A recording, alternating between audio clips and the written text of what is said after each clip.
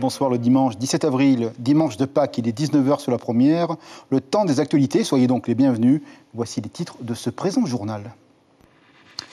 Dans le calendrier chrétien, Pâques est la fête la plus importante, la résurrection du Christ, et pour les fidèles, l'annonce de la bonne nouvelle et l'idée de la vie éternelle. Même mort, tu vivras, dit-on à Lazare. Les églises aujourd'hui étaient remplies par les familles venues conforter leur foi. 25 maisonnés ont fait baptiser leurs enfants à Papeete. Le mystère de la nuit de Pâques, sa lumière naturellement au cœur de son sacerdoce, le Père Abraham et le curé de Phare. Il est notre invité. Cela fait 30 ans cette année qu'il a mêlé le souffle de son cœur au pas de Dieu fait homme. À tout à l'heure, mon Père. Pendant ce temps, à la présidence du pays, les chorales de la communauté du Christ nous offrent un récital de chants sacrés. La ferveur est en ce jour très forte, jour de Pâques évidemment. Notre reporter David Chang nous attend au cœur de ce journal avec un invité. À tout à l'heure, David. La CrossFit Polynesian Battle, c'est l'événement sportif du week-end normal. Le menu est chargé, les équipes bataillent avec entrain. Cette discipline est exigence. Elle le montre depuis 3 jours. Volonté et endurance psychologique sont nécessaires. 126 sportifs résistent aujourd'hui. C'était gym et haltérophilie à découvrir dans le journal. Bora Bora au centre du volleyball au Fénois. Hier soir, ces équipes seniors ont tout raflé. Filles et garçons, habillés en or, au prix d'une compétition qui a duré une semaine. 20 collectifs étaient en lice, la bataille fut âpre, mais la victoire est très jolie. La joie de ces sportifs, tout à l'heure, en fin d'édition. Dans les pépites de nos archives, ce soir, la fabrication de chocolat. La chronique du Fénois d'antan remonte le temps jusqu'en 1997. Nous nous étions intéressés à la créativité et à la gourmandise durant les fêtes pascales. Autre temps, mais toujours la même gourmandise, le même engouement. Parce que Pâques est résurrection dans l'univers chrétien, le baptême a en ce week-end une résonance particulière. C'est le moment où l'Église baptise les adultes qui en font la demande. Une dame de 70 ans a fait ce choix à Papeete. Par ailleurs, 25 familles ont aussi choisi cette date pour leurs enfants, le symbole d'une union forte à venir avec le Christ. Reportage Ismaël Tayata avec Taïja Ribé. Ne cherchez pas, vous ne trouverez pas d'œufs au chocolat. La messe de Pâques, c'est tout sauf le rendez-vous des fins gourmets. C'est la fête, oui, mais surtout l'occasion de commémorer la résurrection du Christ. Se souvenir que le Fils de Dieu s'est sacrifié pour les hommes et qu'il a lavé leurs péchés. Ce dimanche, le souhait que nous pouvons offrir à chacun d'entre nous, c'est que nous soyons ressuscités aussi avec Jésus. Et je sais que ce n'est pas facile. Notre existence, les défis de la vie, les problèmes de la vie, les soucis de la vie. Pour 25 d'entre eux, c'est une nouvelle naissance. Peu importe que l'on soit nouveau-né, enfant ou adulte déjà. Nous les enfants de la catéchèse, c'est à vous à répondre. Voulez-vous être baptisés aujourd'hui dans le credo que nous venons de célébrer? Oui, je veux. Le plus jeune n'a que quelques mois et la plus âgée 78 ans. Le réveil religieux n'a pas d'âge. Aujourd'hui, ils rejoignent les eaux du baptême pour devenir enfants de Dieu.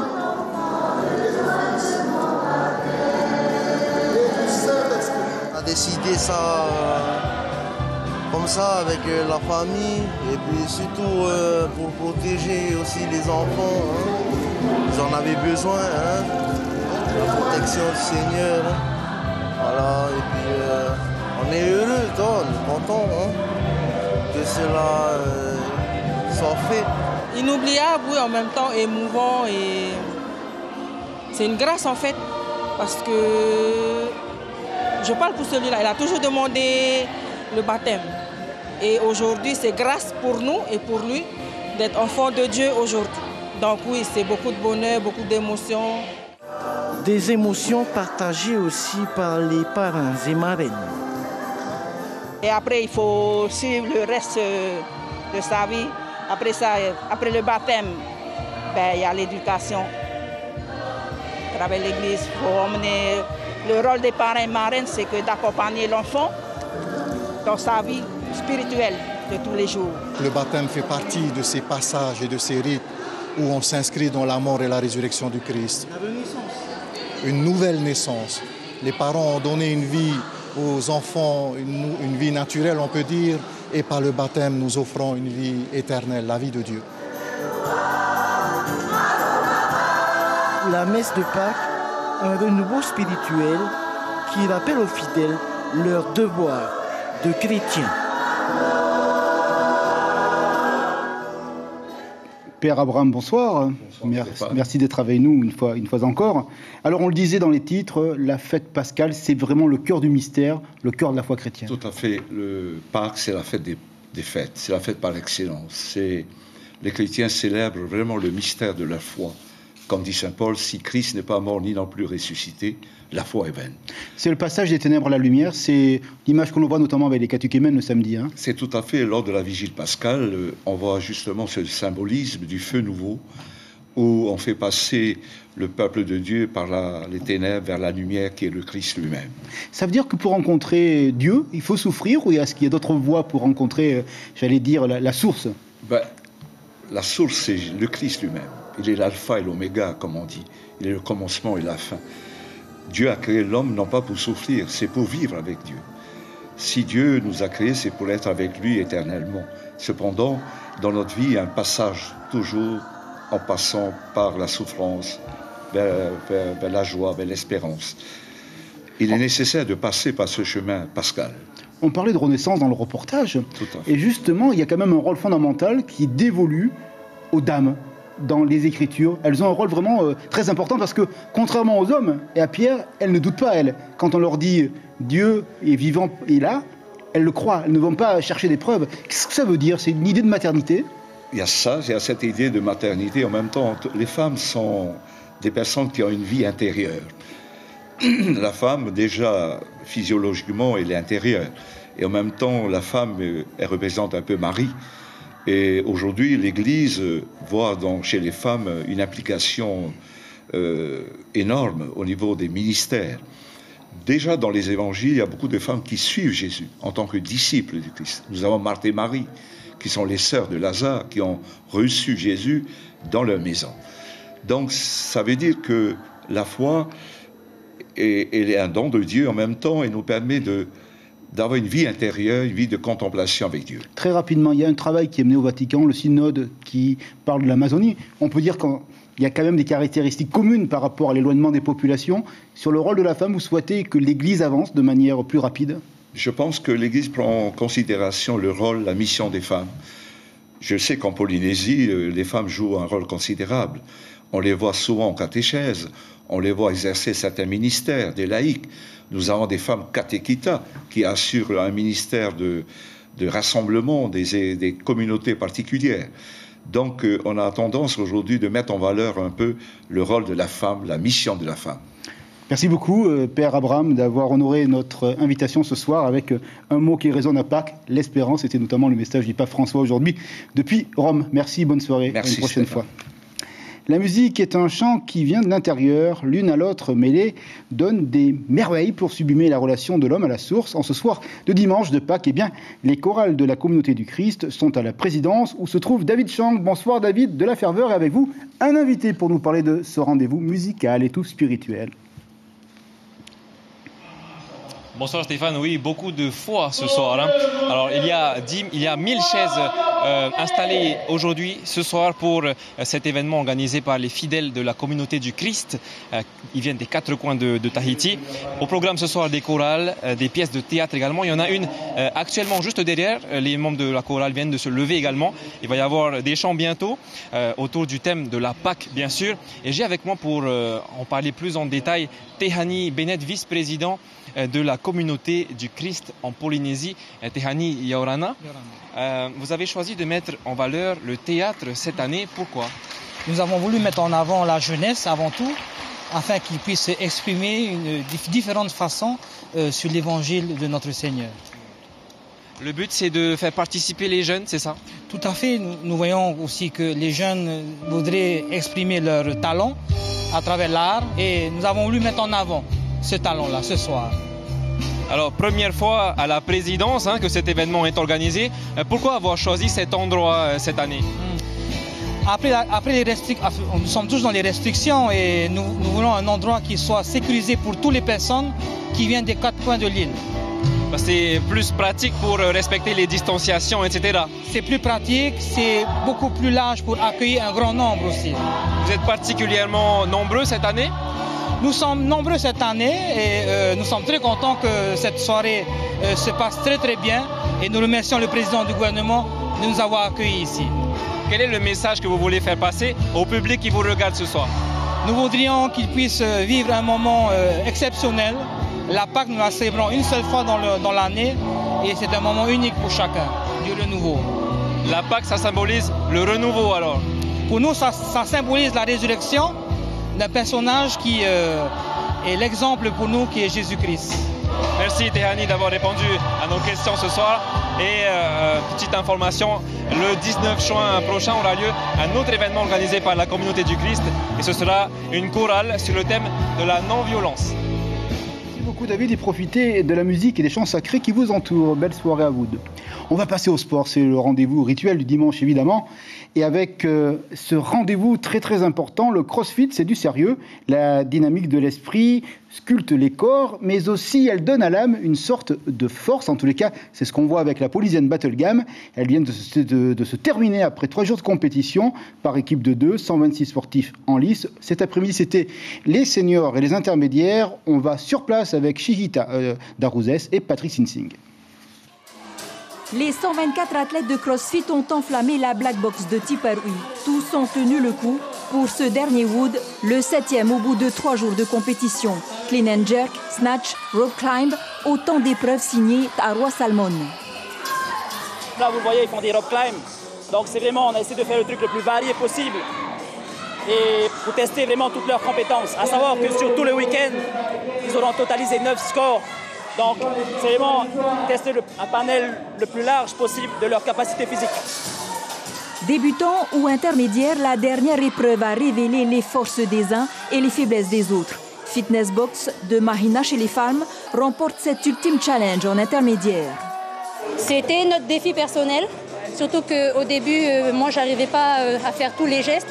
Et on s'est dit là, dernier, après on est vraiment en week-end, on donne tout ce qu'on a et on verra après.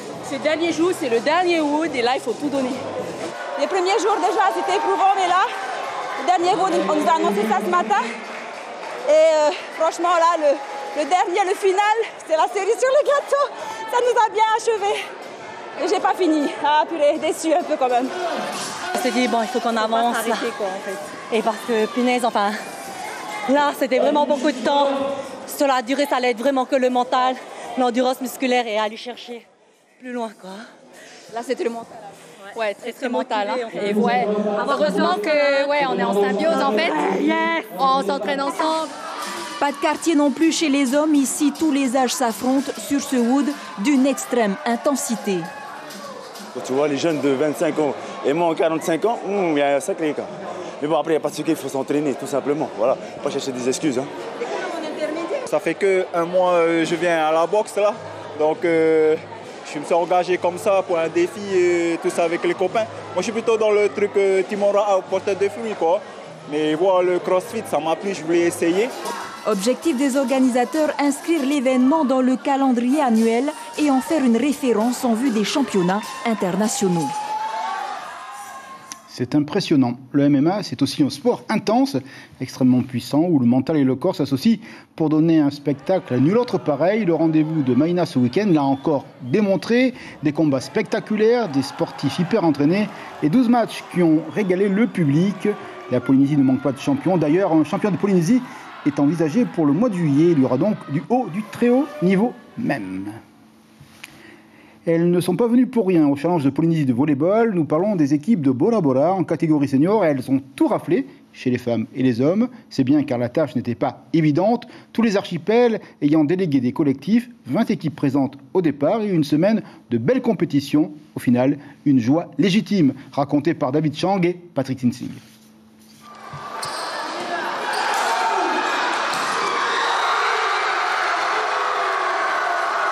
La victoire, presque sans concession, de Toa Amok. Après avoir survolé le challenge sans aucune défaite, les joueurs de Bora Bora ont mené leur rencontre face au TDO, le team Jones Out of A, d'une main de plus en plus ferme. Les Rouges ont d'abord cédé 1-7 à leur adversaire, avant de reprendre l'avantage et de resserrer les taux, service après service, jusqu'à la victoire finale, 3-7-1. Malgré le peu qu'on n'était que 6 joueurs avec un libéro.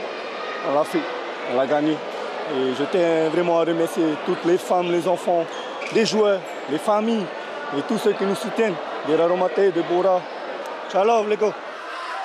Deuxième participation pour le TDO de Faoné, première finale et une nouvelle leçon à tirer. Il y avait tout avec nous, mais on n'a pas su la saisir. Hein? Et bon, chapeau à toi, Mok. Le gardien est un pédant. Hein? Voilà, c'est tout. Hein? Une heure plus tôt chez les dames, Bora Bora ouvrait déjà le bal des victoires. Face à Tefana, match très serré, à 2-7 partout. Tefana s'incline finalement, 3-7-2. C'est d'abord la confiance, on ne l'a pas eu tout de suite. Hein.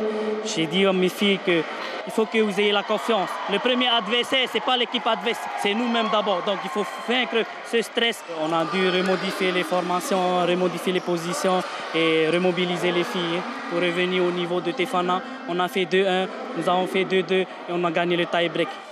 Chez les cadets, le Pire Volley Club a remporté le titre face à Tefana 3-7-0 et Taha a gagné la 3e place face à Bora Bora 3-0. À Ratea, on tire et l'on pointe en plus sur un nouveau terrain situé dans le quartier Tepuа. Et le concours a réuni du monde, plus de 600 participants, avec à la clé une belle dotation à se partager autour du million de francs pacifiques. Avec un tel volume d'engagés, il est clair que ces 3 jours de compétition ont été bénéfiques pour l'ensemble de l'économie locale. Image Julien Vesco, les résultats à découvrir sur le site internet de Polynésie, la première. On reste à Raiatea et le vent a joué les filles de l'air pour le championnat de Polynésie en windsurf. Il n'a que peu offert sa complicité. Certaines épreuves ont été annulées, mais d'autres ont pu se tenir. Elles sont la base du classement final. Il ouvre droit pour les vainqueurs un prêt de planche pour le rendez-vous d'une future manche à Narbonne, dans le sud de la France. On va écouter un gagnant. Il s'agit de Mathieu Michaud dans la catégorie Slalom Espoir. Il répond aussi à notre correspondant Julien Vesco. Cette année, oui, il y avait vraiment de la concurrence. Il y a notamment Félix qui m'a donné un peu de fil à retordre. J'ai dû vraiment m'employer pour arriver à rester devant. Et ça fait plaisir justement de voir des jeunes, parce que moi je suis un peu plus ancien, qui commencent à vraiment prendre en niveau et qui commencent un peu à jouer avec nous. On va avoir une planche dédiée au championnat de France et du coup ça sera en fin octobre l'année prochaine. Et voilà, du coup j'ai une planche à disposition pour m'entraîner toute l'année jusqu'à cette deadline. Bon vent donc pour ce jeune sportif du pays. Dans le journalisme, on appelle cela un marronnier. Pour parler chocolat, c'était presque une transition, Pascal, parce qu'à Pâques, c'est ce petit plaisir. Il est toujours là, de tout temps d'ailleurs. La preuve avec cette chronique du Phéno d'antan. En 1997, nos caméras s'étaient intéressées à la fabrication du chocolat dans ce temps béni de Pâques. Regardez bien, peut-être allez-vous y découvrir des gourmets que vous connaissez. Reportage signé par notre consoeur Caroline Jouret. C'est parti.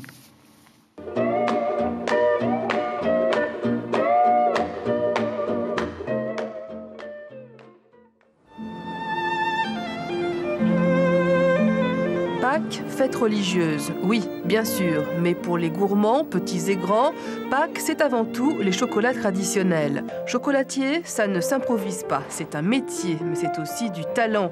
Car si la fabrication ne varie guère d'un artisan à un autre, le tour de main, lui, fait la différence. Fabrication en plusieurs étapes et en grande quantité, ce sont plusieurs dizaines de kilos de chocolat qu'il faut faire fondre pour procéder ensuite aux différents moulages.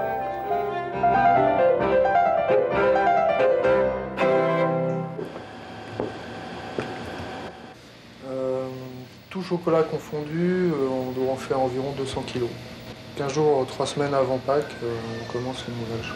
C'est un travail long, méticuleux et relativement fatigant aussi, toujours debout.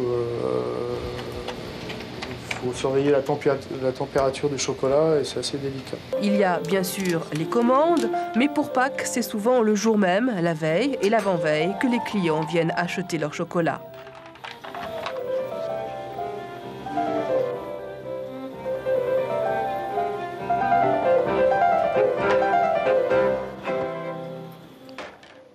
Il n'y a pas à dire, le chocolat avec de la musique classique, c'est divin.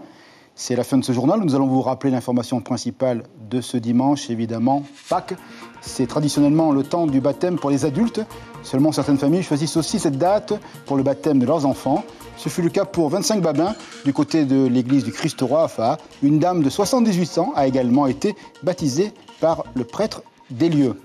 Nous allons nous intéresser à l'agenda de la semaine, un agenda marqué par la politique. Tout d'abord mardi avec l'affaire du bail de location de Gaston Floss. Vous vous rappelez, cette affaire concernait les élections municipales de Papeete en 2020. Mercredi, le débat de l'élection présidentielle entre le candidat Emmanuel Macron et la candidate Marine Le Pen, à suivre en direct sur les écrans de la première. Et puis samedi, vous le savez, nous voterons ici avant la métropole, second tour de l'élection présidentielle pour désigner le président ou la présidente de la République pour les 5 ans à venir. Coup d'œil sur les écrans de la soirée pour vos programmes. Évidemment, le dimanche, vous connaissez la tradition de la première, c'est Rendez-vous Fiction avec un film qui s'appelle Marguerite. Nous allons rentrer dans l'univers de la musique où une dame chante faux, mais personne n'ose rien lui dire. Et puis après, L'amour sucré-salé, un téléfilm qui va nous parler sans aucun doute d'émissions culinaires à découvrir tout à l'heure sur les écrans de notre chaîne. Merci de nous avoir été fidèles, que cette nuit du dimanche de Pâques vous soit lumière et espérance. Belle soirée sur la première, au revoir et à bientôt.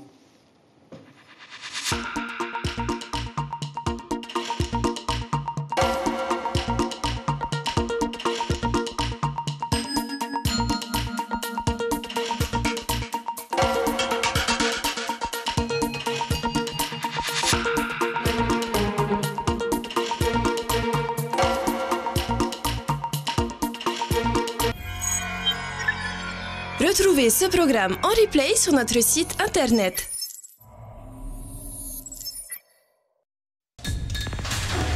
L'information en continu sur Polynésie la première, internet et réseaux sociaux.